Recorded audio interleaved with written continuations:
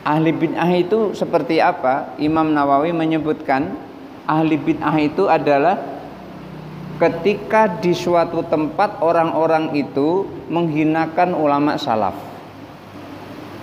Dia tidak menghormati ulama salaf. Imam Syafi'i dihinakan, Imam Maliki dihinakan, Imam Abu Hanifah dihinakan, muridnya Imam Syafi'i, Imam Ahmad bin Hanbal dihinakan. Apa Imam Syafi'i itu? Dia juga tidur, kita juga tidur. Dia juga makan, kita juga makan. Sama, disamakan seperti itu. Itu artinya kita menghinakan.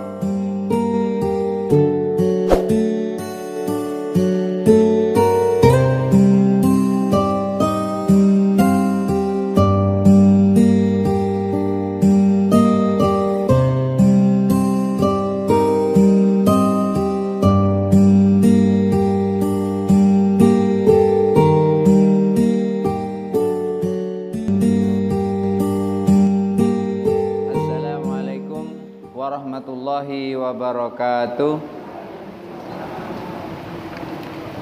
Innal hamdalillah wassalatu wassalamu ala Rasulillah wa ala alihi wa ashabihi wa mawalah la haula wala quwata illa billah. Rabbi shrah li sadri wa yassir li amri wahlul 'uqdatam min lisani yafqahu qawli. Amma ba'du. Ibu-ibu pengajian Masjid Nurul Hasanah yang dirahmati Allah, sebelum Ramadan kemarin kita telah membahas tentang mengucapkan salam, kemudian juga tentang salaman musafahah. Lalu pada kajian terakhirnya kemarin kita membahas tentang tidak bolehnya kita tidak berteguran dengan saudara sesama muslim. Tidak berteguran itu yang dimaksud adalah tidak bolehnya itu kalau lebih dari 3 hari. Kalau masih hari pertama hukumnya makruh, hari kedua hukumnya makruh, hari ketiga hukumnya makruh, begitu hari keempat hukumnya sudah haram. Lalu kemarin juga dijelaskan justru ada juga yang ketika boleh tidak berteguran atau justru malah dibiarkan. Kenapa kok kita nggak boleh berteguran sesama muslim? Lalu kenapa kok tidak jadi berteguran sesama muslim? Itu biasanya ada ketidaksepakatan atau ada ketidaksejalanan antara pikiran kita dengan pikiran saudara kita. Sama dengan piring tidak sedudukan biasanya bunyi kelenting gitu. Asal jangan sampai pecah. Kalau pecah itu berarti kuatnya itu tidak sedudukannya itu.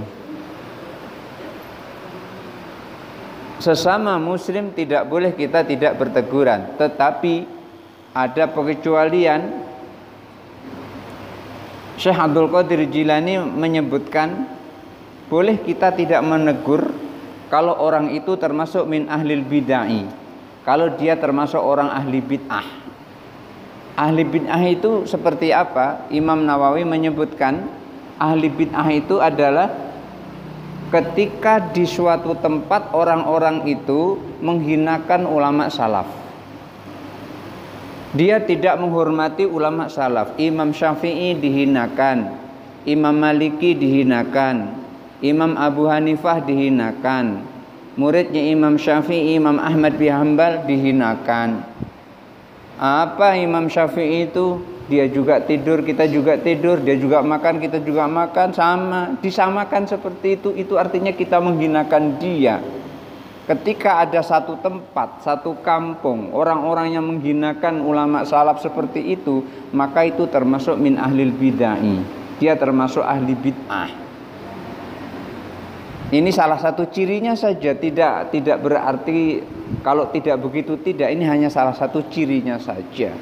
Dan ini boleh dihindari. Artinya boleh kita tidak menegurnya sampai dia bisa menghormati ulama salaf. Berikutnya pembicaraan kita adalah bagaimana cara kita menghormati orang yang mulia. Siapa orang-orang yang mulia itu? Pembahasan kita adalah yustahabbul qiyamu lil imamil adili wal walidaini wa ahli dini wal wara'i wal kiramin nasi. Yang akan kita bicarakan kali ini adalah bagaimana cara menghormat pemimpin yang datang dan dia adalah pemimpin yang adil. Kemudian bagaimana cara kita menghormat kalau ada orang tua kita datang. Barangkali yang hadir di sini masih ada yang punya orang tua. Barangkali masih ada, atau yang datang justru malah dia orang tua. Wa ahliddin, dan bagaimana cara menghormati orang yang ahluddin, orang yang ahli dalam hal agama. Wal wara, orang yang wara, orang yang menjaga diri dari yang dilarang oleh Allah. Wal kiramin nas, dan bagaimana menghormat orang yang dimuliakan di antara orang-orang lain. Maka dikatakan di sini wa yustahabbul qiyamu, disunnahkan atau dianjurkan untuk berdiri. Kalau ada pemimpin datang, umpamanya Pak Abdullah Sani datang ke sini, kita disunahkan begitu beliau muncul di situ, kita disunahkan untuk berdiri. Bukan tetap duduk seperti ini, dia masuk-masuk gitu saja, tidak. Begitu beliau datang, kita tegak bersama-sama, kemudian menyambut kedatangan pemimpin itu. Jadi di antara cara menghormat pemimpin adalah kita berdiri menyambut kedatangannya. Wal walidaini, demikian juga ketika orang tua kita datang. Begitu orang tua kita datang ke rumah kita, jangan kita bilang, masuklah bu, masuk aja, nggak dikunci, jangan kayak gitu. Datang keluar sambut. Nanti bagaimana cara menyambutnya akan dijelaskan oleh Rasulullah SAW melalui kitabnya Syekh Abdul Qadir Jilani ini. Wa ahliddin, ketika ada orang yang ahli agama, barangkali ya ustadz, kiai, buya, kita undang datang ke rumah kita, jangan kita ngomong ambil aja duduk situ, mana yang enak itu, jangan kayak gitu. Tapi dudukkan di mana tempatnya yang pantas untuk orang yang mulia seperti ahli agama. Wal wara, dan orang yang wara, orang yang dipandang, orang itu adalah orang yang dekat kepada Allah, orang itu menjaga larangan-larangan Allah. Ketika itu dilarang, maka orang itu tidak mengerjakannya. Ketika Allah merintahkan, maka orang itu mengerjakannya. Maka ketika kita melihat ada orang yang mulia seperti itu, kedatangannya juga kita muliakan. Wa kiramin nas, ini orang yang mulia di antara orang-orang yang banyak. Umpamanya ini ada paguyuban orang Jawa, di situ nanti ada pemimpinnya. Pemimpinnya itulah termasuk di antara mereka yang mulia. Begitu datang, kita hormati dia, kita berdiri menyambutnya. Atau misalnya ada sekelompok, pokoknya umpamanya pengajian lah seperti ini. Siapa pemimpin pengajian? Begitu datang, kita sambut dengan berdiri, umpamanya begitu. Jadi disunnahkan untuk menghargai, menghormati orang-orang yang memiliki kehormatan, memiliki kedudukan. Jadi kita ini diajari oleh Allah agar bisa menghormati orang lain di samping kita mentaati Allah Subhanahu wa ta'ala. Ingat, jangan hanya taat patuh kepada Allah tapi dengan orang lain tidak ada menghargai sama sekali. Itu juga orang yang bukan paling baik. Orang yang paling baik itu adalah orang yang ketika terhadap Allah ia taat, kepada manusia ia pun menghargai orang-orang di sekitarnya. Wa aslu dzalika, dasar dari menghormati pemimpin adil, orang tua datang, ahli agama, orang wara, orang yang mulia di antara orang-orang. Dasarnya apa? Ma ruwiya anna Rasulullah sallallahu alaihi wasallam arsala Sa'ad. berdasarkan riwayat bahwa Rasulullah Shallallahu Alaihi Wasallam itu mengirim Sa'ad. Dikirim kemana Sa'ad itu? Fi sa'ni ahli Quraidah. Sa'ad ini diutus oleh Allah ke kaum namanya Bani Quraidah. Nama suku namanya Bani Quraidah. Faja'a ala khimarin akmaru. Sa'ad ini datang di suku Quraidah setelah diperintahkan Rasulullah untuk pergi ke suku Quraidah, ke daerah ke Bani Quraidah itu. Beliau yang namanya pejabat tidak jalan kaki, kan jarang ada pejabat datang jalan kaki. Ada ibu sini pernah melihat ada pejabat datang jalan kaki, misalnya Pak Aris datang ke Masjid Nurul Hasan jalan kaki gitu dari rumahnya? Enggak ada kan? Dan memang diajarkan jangan sampai jalan kaki. Kenapa? Kok harus pakai kendaraan? Untuk menjaga haibah dirinya gitu. Jadi saya dulu diajarkan oleh Mbah Kiai Ishaq Thoyyib, walaupun kamu duitnya sedikit, jangan dinampakkan kalau jajan di kaki lima. Diajarkan begitu. Jangan sampai nanti santrimu melihat kamu jajan di kaki lima. Sampai disampaikan gitu. Kalau nggak punya duit tahan dulu. Kalau pengen nampakkan diri jajan di restoran. Itu almarhum Kiai Haji Ishaq Thoyyib, seorang guru yang sampai sekarang cara ngajarnya lengket dengan saya. Walaupun orangnya ganas. Itu dulu di pondok disebut dengan Asadul Ma'had, singa pondok. Kalau beliau datang nggak ada berani ngomong, diam semuanya. Orangnya pendek, tidak tinggi, tetapi haibah ilmunya Masya Allah. Beliau adalah adiknya Kiai Haji Ibrahim Thoyyib, pimpinan Pondok Pesantren Wali Songo Ngabar Ponorogo Jawa Timur, alumni Pondok Pesantren Gontor.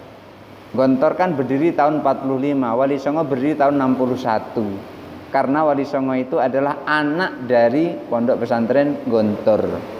Nah, alhamdulillah saya menyedot ilmu-ilmu beliau itu. Jadi beliau mengajarkan kalau kita memiliki jabatan atau kita memiliki kedudukan itu dijaga, tapi bukan dibagus-bagusin, bukan, tetapi memang keadaannya seperti itu. Bukan dinampakkan bagusnya terus di luar apa namanya yang sebetulnya buruk, tidak begitu. Akan tetapi ditunjukkan bagusnya itu sesungguhnya adalah untuk memberikan contoh kepada mereka-mereka yang di hadapan kita. Maka saat ketika datang ke Bani Quraidah ini, beliau naik kendaraan, naik khimar. Khimar itu warnanya putih. Khimar putih itu termasuk khimar yang mahal. Barangkali kalau Pak Gubernur datang ke sini itu bukan naik Avanza, bukan mungkin naik Ferrari barangkali kan. Apa yang lebih mahal dari itu saya nggak paham itu. Ini untuk menjaga haibah. Jadi beliau datang menggunakan atau naik khimar berwarna putih. Lalu Rasulullah SAW menyampaikan kepada orang-orang Bani Quraidah, beliau menyampaikan, faqala Rasulullah SAW, kumu ila sayyidikum, kalian berdirilah untuk menghormati tuan kalian. Rasulullah perintahkan kepada orang-orang suku Bani Quraidah itu untuk berdiri menyambut datangnya seorang pimpinan bernama Sa'ad yang memang diutus oleh Rasulullah SAW. Hadis ini diriwayatkan oleh Imam Bukhari, juga diriwayatkan oleh Imam Muslim, dan juga diriwayatkan oleh Imam Ahmad. Kalau sudah diriwayatkan oleh Imam Bukhari itu enggak lagi ada keraguan di situ. Artinya apa? Artinya Rasulullah perintahkan kepada masyarakat Bani Quraidah agar pimpinan datang disambut dengan kehangatan, yaitu mereka berdiri untuk menghormati Sa'ad sebagai pimpinan pada saat itu. Ini adalah dasar kenapa kita harus menghormati atau disunahkan untuk menghormati pemimpin kita dengan cara berdiri. Ya walaupun menghormati itu tidak harus dengan berdiri ya. Kalau kita nggak bisa berdiri gimana? Kan tidak semua kita bisa berdiri kan? Masih enak kita ya, duduk bisa, berdiri bisa, jalan bisa, enak. Ya bagi mereka yang nggak bisa berdiri, memang dalam kondisi keterbatasan gimana? Makanya menghormat kepada pimpinan dengan cara berdiri ini dianjurkan atau disunahkan. Berikutnya bagaimana ketika kita menghormat kalau yang datang itu bukan pemimpin tapi yang datang itu orang tua kita? Itu bagaimana? Dan menghormat kepada orang tua kita itu juga semampu kita. Tidak bisa kita mengikuti seperti idealnya. Kalau mengikuti seperti idealnya ya enak, berarti semuanya ada. Saya pernah mengalami itu, pengen menghormat orang tua tapi tidak ideal. Mestinya orang tua datang kan kita sambut, Pak silahkan duduk. Duduk di tempat kita. Sudah itu kita ke belakang, kita pikirkan kopi, atau kita pikirkan teh. Lah kopi sama teh itu di rumah nggak ada. Gula juga nggak ada. Kita minumnya cuma air putih. Kenapa? Ya memang nggak punya, bagaimana? Orang beras saja belum ngutang pada saat itu. Kenapa? Karena memang tidak punya. Masih pengantin agak baru. Jadi belum punya banyak pekerjaan gitu. Nah, dikiranya oleh orang tua kita itu serba ada, kemudian datang seperti itu tidak dihormati. Akhirnya orang tua merasa tersinggung hatinya lalu marah. Marahnya orang tua itu susahnya anak. Kenapa marahnya orang tua susahnya anak? Ridallah fi ridal walidaini wa suhtullah fi suhtil walidaini. Kalau orang tua marah kepada anaknya susah anak itu, yang tadinya susah keuangan tambah susah. Ya syukurnya orang tua ini ahli agama. Akhirnya dia berpikir, ya Allah, aku marah dengan anakku. Kalau aku marah dengan anakku, niscaya nanti dia tambah susah. Akhirnya dicabut marahnya. Ya Allah, aku maafkan kesalahan anak-anakku. Begitu dimaafkan seperti itu, Masya Allah, rezeki Allah diturunkan satu persatu kepada kita. Ini artinya apa, Bapak Ibu-ibu sekalian? Artinya kita bisa ambil pelajaran, bagaimanapun nakalnya anak kita, jangan sampai nakal itu diceritakan kepada orang lain. Kalau orang lain tahu ya biarin aja. Tidak diceritakan kepada orang lain saja sudah nakal, apalagi diceritakan. Lalu apa harus ditutup-tutupi? Tidak juga harus ditutup-tutupi, tapi harus didoakan. Kalau kita punya anak, anak kita nakal, jangan ceritakan, jangan banyak ceritakan orang lain, tetapi banyak didoakan. Sekarang gimana cara mendoakannya? Cara mendoakannya yang paling efektif dan tidak menyita waktu adalah pada saat kita sholat. Ibu punya anak nakal atau punya menantu nakal atau punya suami nakal, umpamanya ya. Waktu sholat sujud itu saat yang paling bagus untuk didoakan dia. Itu artinya mengomongi atau menasihati dengan cara batin. Tidak ngomong tapi dia ngerti, itu nanti berubah sendiri kelakuannya itu. Berubah sendiri. Ini sudah saya sampaikan berkali-kali dan diantaranya adalah jamaah Masjid Agung. Pada saat itu dia punya anak nakal, bukan main nyusai emaknya. Setelah saya sampaikan seperti ini, langsung dipraktekannya. Setiap kali dia sujud, dia berdoa, ya Allah berikan anakku petunjuk, jadikan dia anak yang soleh. Enggak lama setelah 1 bulan itu ada perubahan drastis terhadap anaknya. Besoknya pada bulan berikutnya si ibu ini datang kepada saya. Pas saya juga ngajar pengajian di Masjid Agung. Lalu dia bilang, alhamdulillah Ustadz, apa yang Ustadz sampaikan kepada kami kemarin saya praktekkan, alhamdulillah anakku sekarang sudah bagus katanya. Alhamdulillah, padahal saya juga nggak tahu kalau dia seperti itu. Dia langsung laporan aja seperti itu, sehingga saya tahu jadinya gitu. Saya ceritakan lagi kepada ibu-ibu kan, fa'amma bi ni'mati rabbika fahaddits. Adapun dengan nikmat Tuhanmu maka ceritakanlah. Diceritakan seperti ini, siapa tahu ada ibu-ibu ini diantaranya ada kasus yang sama, lalu menjalankan apa yang mereka jalankan, lalu memperoleh nikmat yang sama, siapa tahu seperti itu. Jadi menghormat kepada kedua orang tua kalau ideal enak, cuman kalau nggak ideal itulah. Hanya saja untungnya orang tua memiliki ilmu agama. Kalau nggak memiliki ilmu agama bisa keterusan murkanya. Keterusan murkanya anaknya yang susah gitu. Saya yakin orang tua yang normal tidak mau anaknya susah. Saya yakin orang tua yang normal nih. Lain kalau yang abnormal. Orang tua yang normal pasti menginginkan anaknya lebih baik dari dirinya. Itu orang tua yang normal. Kenapa?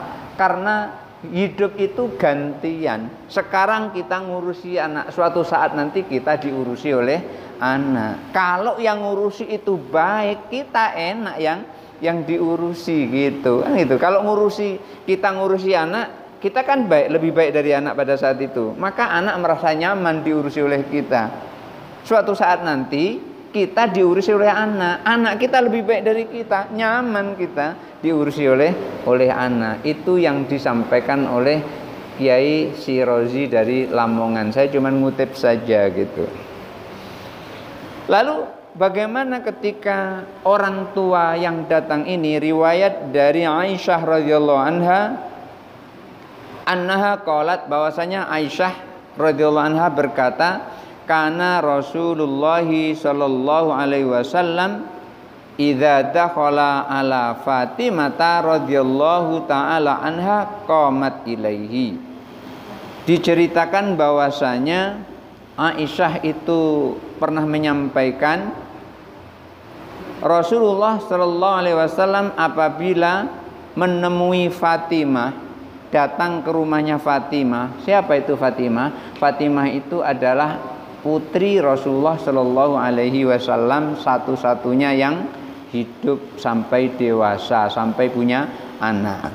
Yang lainnya kan meninggal. Anak Rasulullah itu banyak, cuman yang hidup sampai punya anak itu Sayyidah Fatimah. Memiliki anak dua, Hasan dan Husain. Yang punya anak banyak itu adalah Sayyidina Hasan. Karena Sayyidina Hasan itu istrinya banyak, makanya anaknya banyak. Saking di dalam kitabnya Ahmad Shalabi, kitab Al-Hadarah itu disebutkan saking senangnya Sayyidina Hasan itu dengan menikah, sampai-sampai bapaknya Sayyidina Ali bin Abi Thalib itu pesan kepada orang tua agar hati-hati terhadap anaknya. Itu sampai begitu. Itu diceritakan di dalam kitab Al-Hadarah yang disusun oleh Ahmad Shalabi. Sayyidah Aisyah putri Rasulullah sallallahu alaihi wasallam itu pernah menjelaskan Rasulullah itu apabila datang ke rumah Sayyidah Fatimah bukan Aisyah, masuk ke rumah Sayyidah Fatimah radhiyallahu anha, qamat, maka Sayyidah Fatimah berdiri, ilaihi, menyambut Rasulullah. Jadi ayahnya datang, Sayyidah Fatimah tegak dan disambut oleh anaknya ini, oleh Sayyidah Fatimah. Fa akhadat biyadihi, lalu tangannya diraih oleh Sayyidah Fatimah. Wa qabalathu, lalu diciumnya. Tangan Rasulullah sallallahu alaihi wasallam itu diciumnya. Ayahnya dicium tangannya oleh anaknya. Ada di sini seperti itu, ada anak mencium tangan anak orang tuanya. Ada kan? Jadi mencium tangan, anak mencium tangan orang tua itu bukan menyembah orang tua.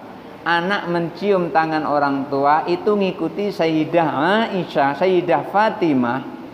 itu mengikuti Sayyidah Fatimah, karena Sayyidah Fatimah begitu ayahnya datang diraih tangannya dan dicium tangannya.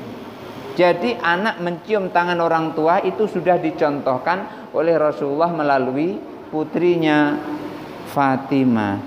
Wa ajlasatu, setelah itu baru Sayyidah Fatimah itu mendudukkan ayahnya Rasulullah SAW itu fi majlisya, di tempat duduknya. Ya karena memang tempat duduknya enggak banyak, tempat duduknya cuma satu itu. Lah kalau kita kan tempat duduk kita di rumah banyak, kursinya ada bentuk L gitu, jadi mau duduk di mana saja bisa, tidak harus di tempat duduknya. Karena pada saat itu tempat duduk yang dimiliki oleh Sayyidah Fatimah itu tidak sebanyak kita punya. Makanya Sayyidah Fatimah pindah dari tempat duduknya, Rasulullah datang, ayahnya datang, itu didudukkan di situ, di tempat Sayyidah Fatimah. Dan demikian juga wa idza dakhalat ala Nabi sallallahu alaihi wasallam, ketika Sayyidah Fatimah itu mengunjungi ayahnya Rasulullah sallallahu alaihi wasallam, qama ilaiha, maka Rasulullah pun juga berdiri menyambutnya. Wa akhadaha biyadiha wa qabalaha wa jalasaha fi maudhi'ihi, lalu disambut Sayyidah Fatimah ini oleh ayahnya, kemudian oleh ayahnya Sayyidah Fatimah ini diciumnya. Kan nyium anak boleh kan, nyium anak. Anak saya pun walaupun sudah kuliah, kadang-kadang masih saya suruh untuk nyium saya, kadang-kadang saya cium dia, walaupun dia perempuan. Itu kan anak kita sendiri kan, nggak apa-apa, anak kita. Itu sebetulnya apa? Untuk menjaga kedekatan hati kita, sehingga ketika kita tidak ada dia cari, dia tidak ada juga kita cari, sama-sama kita cari gitu. Kalau dia berangkat kuliah gitu, kalau belum ada kabar dari tempat kuliahnya sudah sampai apa belum, kita masih was-was. Demikian juga dia, ketika kita pergi ke kantor kemudian belum memberitahu kepadanya sudah sampai di kantor apa belum, itu juga dia was-was, dia khawatir gitu. Jadi sama-sama saling mengkhawatirkan. Kalau ada orang tua sama anak seperti itu, Masya Allah, nikmat punya anak, nikmat punya anak. Dan itu harus ditanamkan dari kecil, nggak bisa ujuk-ujuk besar terus bisa, nggak bisa. Itu harus dibiasakan dari kecil. Jadi memang membentuk anak yang soleh, membentuk anak yang solehah itu tidak simsalabin abrak gadabrak tek langsung. Jadi tidak, dari kecil, dari mulai lahir diazankan kuping sebelah kanan, terus dikomatkan kuping sebelah kiri. Diadzankan kuping sebelah kanan, dikomatkan kuping sebelah kiri. Ini banyak penafsiran ulama yang ahli tentang hal ini. Ada yang mengatakan agar tidak diganggu oleh umusibyan. Ada yang mengatakan begitu. Ada ulama yang mengatakan begitu. Apa itu umusibyan? Umusibyan itu kata orang Padang namanya palasik. Jangan diganggu palasik. Ya memang nyatanya setan itu takut kalau dengan azan, kan gitu. Kalau ada orang azan, setan itu lari terbirit-birit sampai terkencing-kencing dia, saking takutnya itu. Lahir jauh-jauhnya. Nanti setelah azan datang lagi, qomat lari lagi gitu. Makanya anak yang baru lahir dikomati, anak yang baru lahir diazani lalu dikomati, itu agar tidak diganggu umusibyan. Orang Padang nyebut palasik, orang biasa nyebut kuntilanak, orang nyebut kuntilanak gitu. Ada ulama yang lain, ini bidang ini nih, ulama yang bidang ini. Ulama bidang lain mengatakan, kenapa kok dibacakan azan dan iqamah? Agar pertama sekali yang didengar di telinganya adalah kalimah-kalimah thayyibah, bukan lagu-lagu dangdut, lagu-lagu apa, bukan, tapi yang didengar pertama kali adalah kalimah-kalimah thayyibah. Maka anak yang soleh solehah ini dibentuk dari mulai dia lahir dan bahkan dari dalam kandungan. Jadi kalau ibu punya anak dan anaknya itu sedang mengandung, saat itulah dinasihatkan supaya didoakan agar nanti menjadi anak yang soleh dan solehah. Karena kalau anak soleh dan solehah itu pasti menyenangkan kedua orang tuanya gitu, itu pasti itu. Dan Rasulullah juga mengajarkan seperti itu. Nah, ini ajaran dari Rasulullah. Orang tua itu menghormati anaknya, dia datang dengan menyambut dan mencium mungkin keningnya atau mungkin pipinya. Kalau anak datang, maksudnya orang tua datang ke tempat anak, itu Rasulullah disambut oleh Fatimah putrinya, itu tangannya diraih dan dicium tangannya oleh Sayyidah Fatimah. Artinya apa? Artinya terbantahkan ada orang yang mengatakan orang tua itu jangan dicium tangannya apalagi sampai membungkuk. Disamakan dia menyembah orang tua, sujud kepada orang tua. Padahal itu tidak seperti itu. Bagaimana caranya nyium tangan kalau tidak bungkuk? Coba gimana? Tarik kayak gini itu. Itu malah aneh yang seperti itu. Ya nyium tangan ya harus bungkuk, enggak ada jalan lain. Ini kok malah dilarang nyium tangan membungkuk. Enggak bisa nyium tangan dalam keadaan tegak lurus begitu, enggak bisa. Mesti harus membungkuk. Dan ini pun sudah dilakukan oleh Sayyidah Fatimah, putri Rasulullah SAW. Lah kalau putrinya saja sudah menjalankan, Rasulullah juga menjalankan, masa kita tidak boleh menjalankan? Jangan-jangan orang yang mengatakan tidak boleh mencium tangan orang tua dengan sampai membungkuk itu barangkali tidak membaca hadis riwayat Imam Bukhari ini. Ini hadis ini riwayat Imam Bukhari. Jadi barangkali sore ini kita ngaji sampai di situ aja dulu. Saya lihat sudah jam 4:30 lewat. Barangkali ada yang mau bertanya, ya dipersilahkan. Pakai itu kalau bisa biar jelas. Pakai mic. Nah.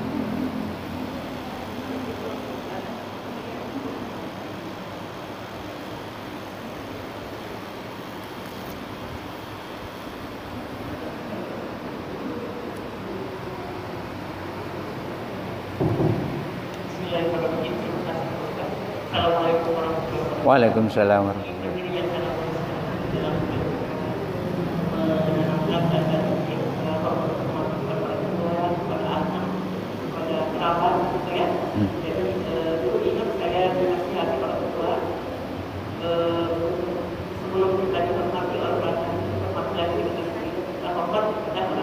Terus ini kepada anak-anak, contohnya misalnya kita punya peradaban dan pakaian.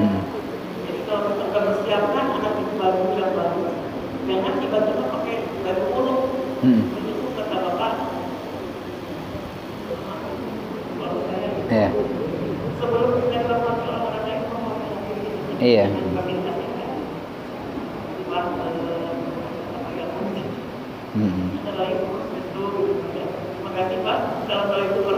Waalaikumsalam warahmatullahi wabarakatuh. Ini masalah cium tangan gitu kan. Cuma kalau kita dengan hati cium tangan anak kita kalau makan anak tidak dalam kandungan. Iya. Alhamdulillah itu dalam mungkin namanya kesolehan. Iya. Luar biasa. Iya. Jadi kalau dengan anak itu sudah sangat pintar, tapi juga harus soleh. Kalau sudah soleh itu menerima nasihat dari lagi dari kita juga apa namanya enak. Berikutnya adalah saya ingin menanyakan kepada Bapak, diterangkan pada waktu di beberapa kajian ada seringkali terjadi misalnya kita lagi berdasar pusaka atau lagi kapok di tengah ini itu orang apa? Nah kalau cuma Bapak kayak di Jawa atau di Jawa Tengah itu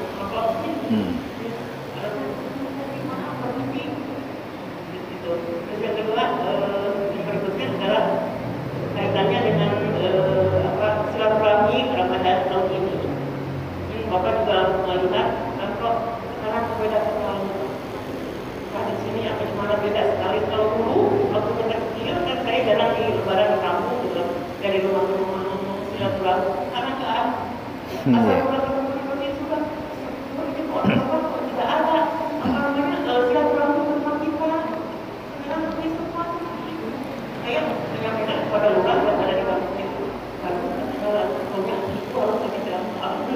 Iya.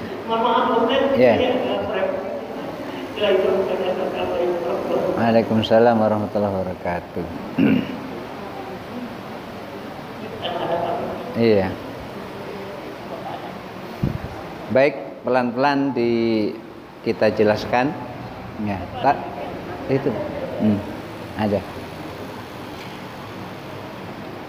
Yang pertama memang kita tidak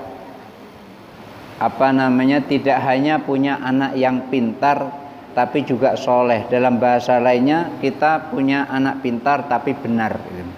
Kalau ada kita punya anak pintar tapi dan benar, maka itu akan lebih bermanfaat.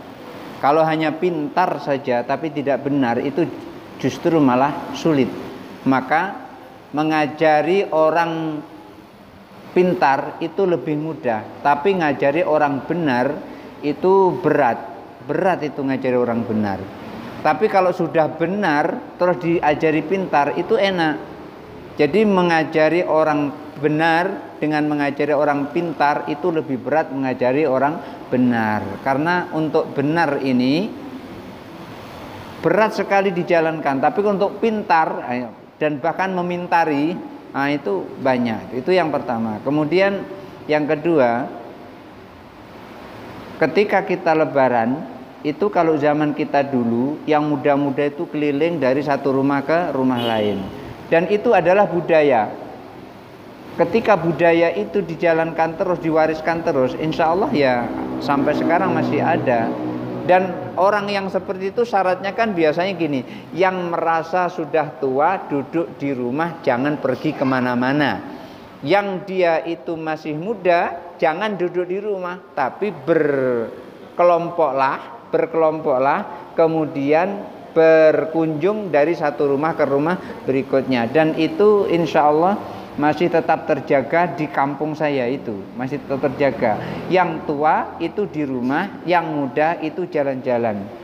Maksudnya jalan-jalan itu adalah berkunjung dari satu rumah ke rumah lain. Orang tua yang dikunjungi merasa senang, dimintai tabarruk kepada yang muda merasa senang juga karena mendapat ridho dari yang tua. Ini memang budaya dan itu kalau tidak dibiasakan tidak akan jadi budaya. Jadi kalau seandainya sekarang hilang itu berarti ada pernah tidak diadakan pada saat itu, atau hilangnya itu karena di tempat kita ini sudah majmu orangnya dari berbagai tempat.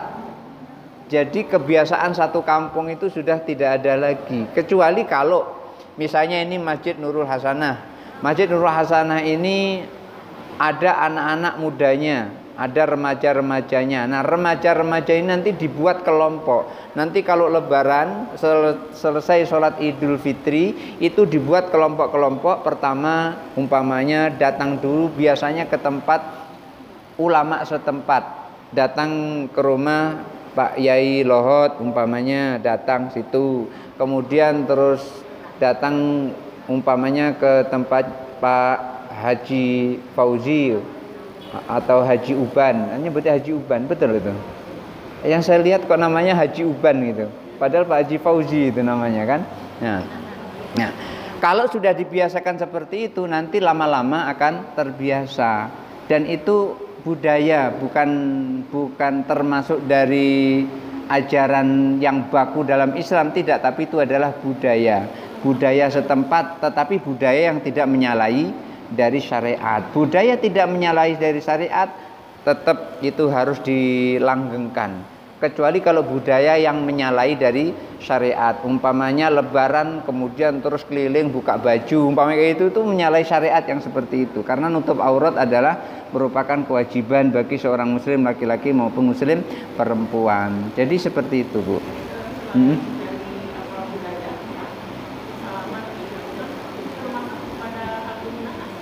Gimana, Bu? Yang mana? Oh, salaman. Ya, salaman antara orang yang satu dengan orang yang lain itu kan ada hadisnya juga itu, dan hadisnya itu sifatnya umum. Jadi dalam riwayat itu disebutkan apabila dua orang muslim bertemu, yaltaqiyani bertemu, kemudian fasofahani lalu bersalaman, maka dosanya berguguran sebelum orang itu berpisah.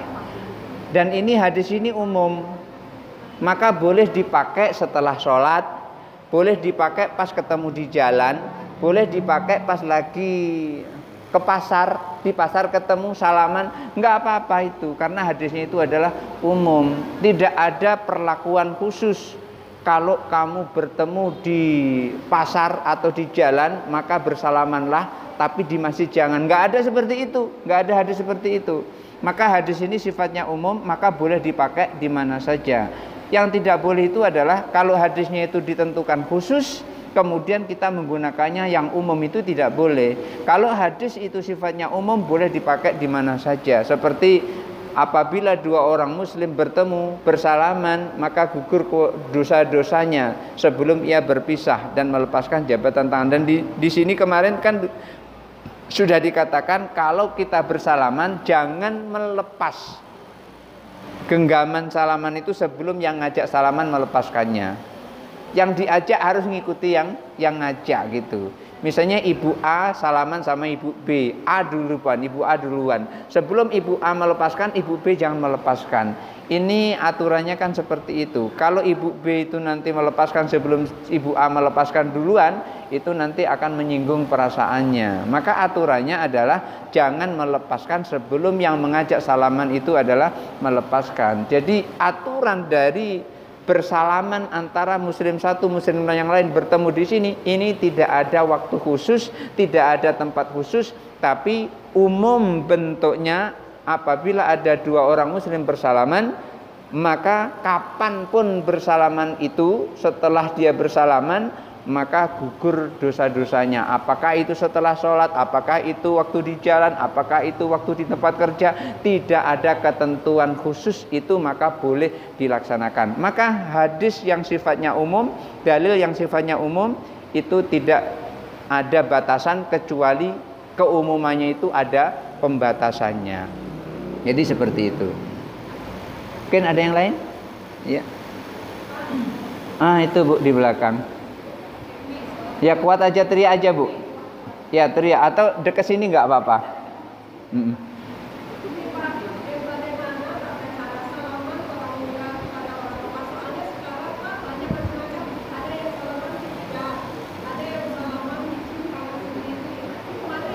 Mana yang benar? Ada salaman itu di jidat, ada salaman itu di pipi, ada salaman itu di hidung, mencium, ada salaman, ada mungkin ada di sini kali ya.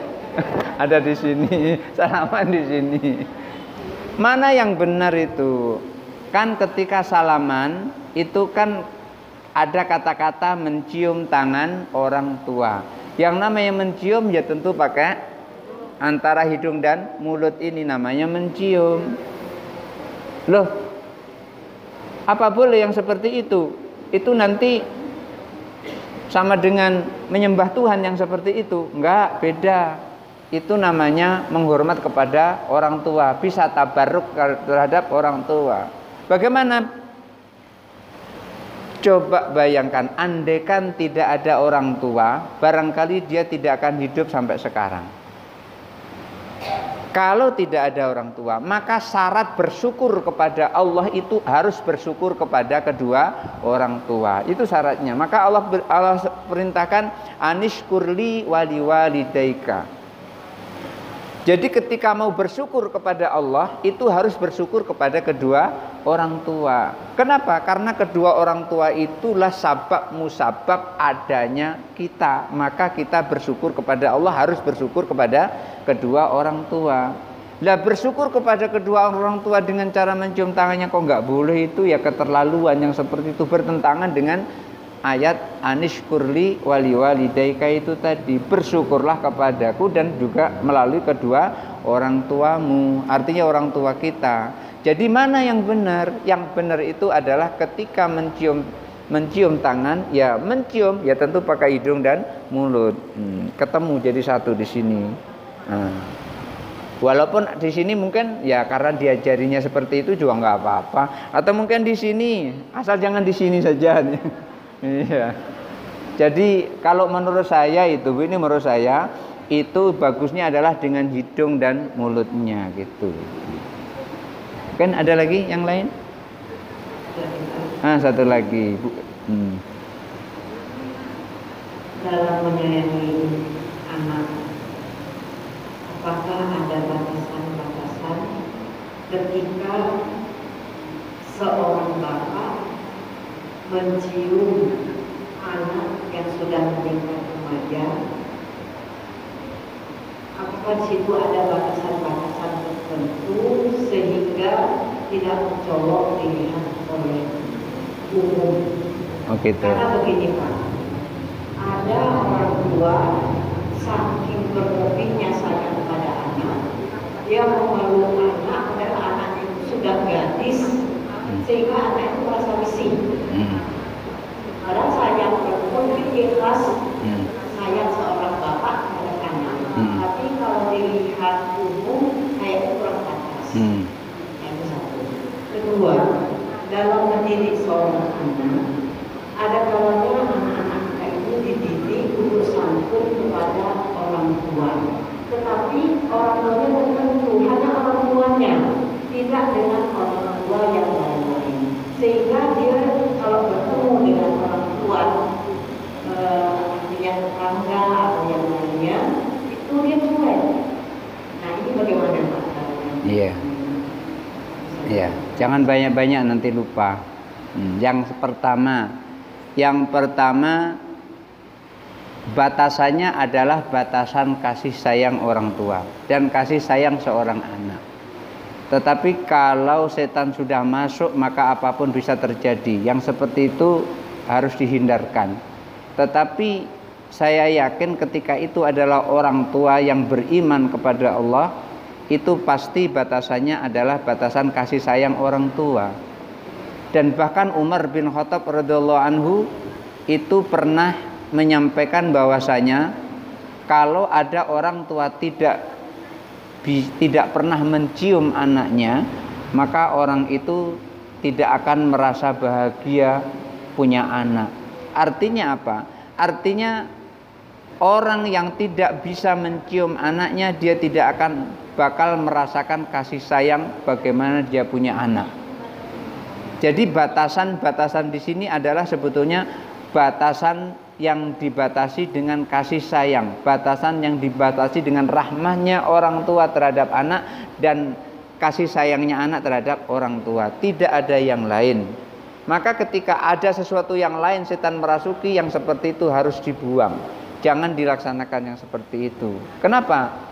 Karena kalau seandainya setan sudah masuk, semuanya menjadi rusak. Tapi ketika ada ayah mencium anak gadisnya, itu tidak apa-apa. Karena Rasulullah juga mencium Sayyidah Fatimah.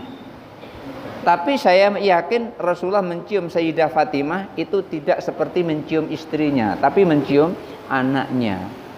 Tidak seperti mencium istrinya. Jadi ketika orang itu dibatasi dengan kasih sayang terhadap anak, maka rasa nikmat mencium anaknya itu tidak seperti mencium istrinya. Itu yang pertama. Yang kedua, yang tidak punya, yang susah dididik tadi. Yang susah dididik itu memang dari awal mendidik anak itu.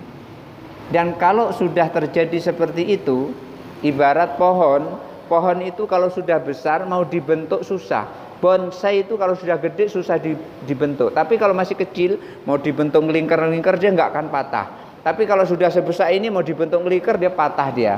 Artinya apa? Membentuk anak itu dari kecil, tidak pada saat dia besar. Tapi kalau sudah besar boleh dibentuk, tapi dengan cara itu tadi, dengan cara kita mendoakannya.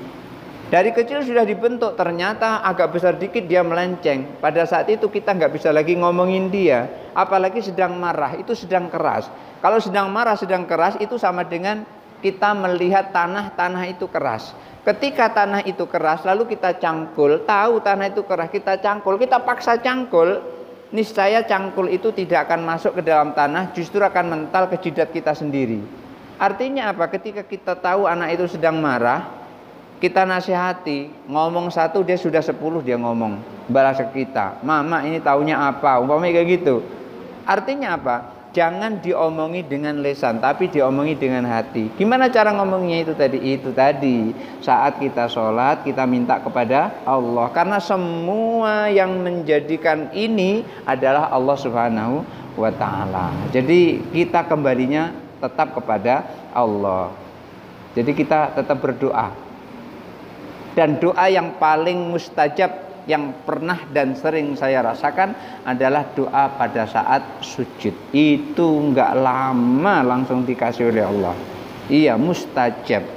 Jadi ketika saya berdoa di situ, enggak berapa lama langsung ditampakkan oleh Allah.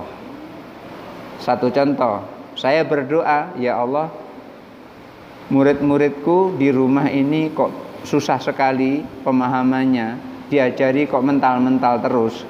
Kemudian saya doakan, Allahumma ighfir talamidzi warzuqhum fahma. Ya Allah, perbanyak muridku di rumah ini dan mudahkan dia paham dengan apa yang aku ajarkan.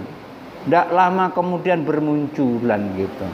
Jadi barangkali itu saja dulu. Hadanallahu wa iyyakum ajmain. Wallahul muwaffiq ila aqwamit thoriq. Wassalamualaikum warahmatullahi wabarakatuh.